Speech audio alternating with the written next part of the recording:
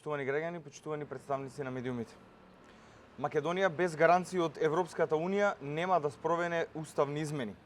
Филипче на својот бугарски претседател да пренесе дека очекуваме испорака на пресудите од Страсбург.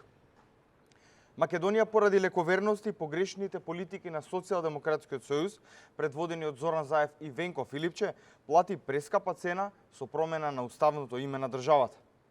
Затоа, овој пат, уставни измени, без јасни, цврсти и писмени гаранции во форма на заклучоци од Европската Унија, нема да има. Уцени и диктати, како што биле прифаќани досега, со новата влада предводена од ВМРО ДПМН, нема да има. Македонија и граѓаните немаат право повторно да бидат излажани.